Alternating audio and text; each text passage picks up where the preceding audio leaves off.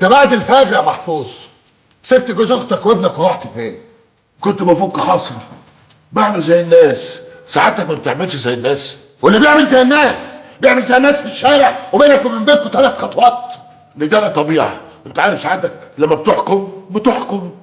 يا اخي لا لا، اللي بتقوله ده انا مش موافق عليه. حسبي الله ونعم الوكيل. حسبي الله ونعم الوكيل. حسبي الله ونعم الوكيل، نعم المولى ونعم النصير. ايوه في ايه؟